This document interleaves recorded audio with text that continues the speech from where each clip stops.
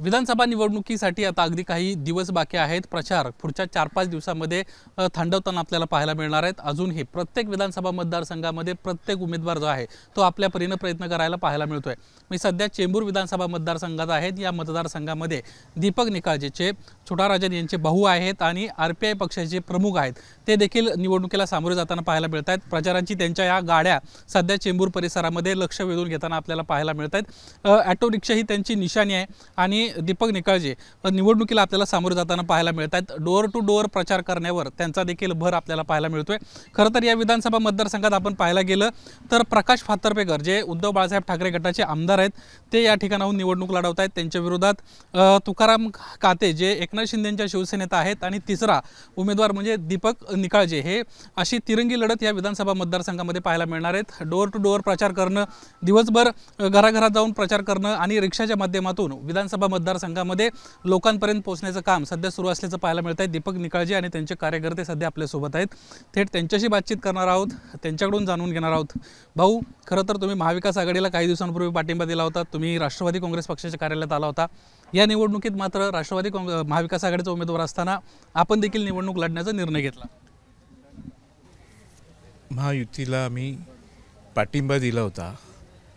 केवळ BJP वाले doctor Babasaheb आंबेडकरांचं आम्ही संविधान बदली करू अशा पद्धतीचं त्यांचं वक्तव्य होतं, त्यामुळे आम्ही संविधान वाचवण्यासाठी महाविकास आघाडीला पाठिंबा दिला। फक्त लोकसभेपुरता। आणि त्यानंतर आमचं बोलणं झालं होतं, त्यावेळेस त्यांनी आम्हाला सांगितलं की तुमचा विचार आम्ही करू। पण ज्यावेळेस आम्ही लोकांनी आमचं पत्रक त्यांना दिलं की बाबा असं त्यावेळेस त्यांनी सांगितलं की आम्ही बघू, भेटू, बोलू। पण त्यावेळेस आम्ही 100 लोकांचे महाराष्ट्रामधून आम्ही आमचे फॉर्म भरले। फॉर्म भरल्यानंतर मग त्यांचा आम्हाला फोन आला की भाऊ आम्ही तुम्हाला हे करतो ते करतो। तर मला वेळ झालेली, आता मी माझा स्वतःचा फॉर्म पण उद्या भरतो आहे। तर त्यामुळे आता मी फॉर्म भरल्यानंतर लोकांचं उत्स्फूर्तपणे मला सांगितलं की कार्यकर्त्यांचं की बाबा आपण भीमसैनिक आहोत, आपण लढूया मरू, निळ्या झेंड्यासाठी आपण काही हवं ते करू। आणि ह्यावेळेस आपल्याला तुम्हाला पण लढायचं आहे आणि तुम्हाला आम्ही सर्व कार्यकर्त्यांचं हेच म्हणणं आहे की तुम्हाला आम्ही विधान भवनात पाठवणार म्हणजे पाठवणार। बाबासाहेब आंबेडकरांचा निळा झेंडा विधान भवनामध्ये फडकवायचा। तर या भूमिकेमधून आम्ही सर्वजण बोलत चला ठीक आहे, का तर आपण किती त्यांच्यासमोर गिरगिरायचं किंवा काय, आपल्याला ते नाही जमत। आपण भीमसैनिक आहे, त्यामुळे आपण आर्या पार। दोन शिवसैनिक आणि विरुद्ध भीमसैनिक अशा पद्धतीचं सध्या तिरंगी लढतीचं चित्र या विधानसभा मतदारसंघात आहेत। काय भीमसैनिक घेऊन लोकांपुढे चाललाय का?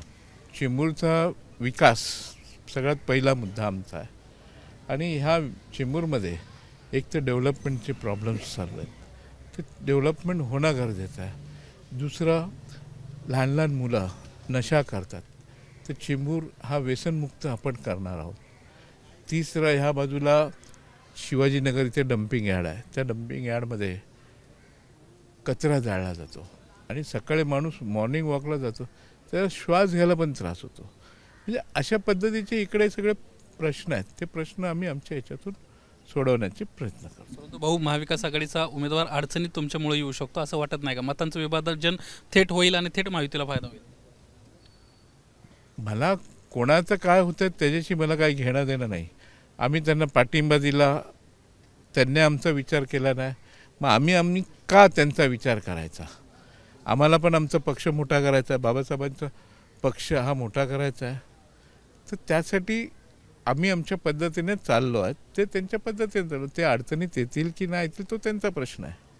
शेवटचा प्रश्न भाऊ, आगामी काळामध्ये महाविकास आघाडी शिवायच आता तुम्ही सामोरे जाणार आहात महाराष्ट्रामध्ये, एकंदरीत या सगळ्या तुमच्या निर्णयावर म्हणायचं?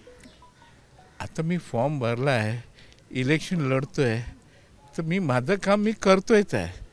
आणि चेंबूरची ही सीट आंबेडकरी जनता आहे, मला त्या आंबेडकरी जनतेवर पूर्ण आत्मविश्वास आहे की मला चेंबूरमधून विधान भवनामध्ये पाठवणार म्हणजे पाठवणार।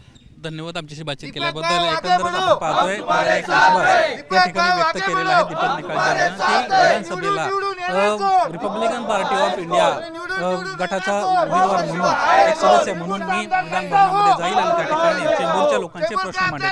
कॅमेरामन अजित शिवतरकर, निलेश वळवले, एबीपी माझा, मुंबई. एबीपी माझा, उघडा डोळे बघा नीट.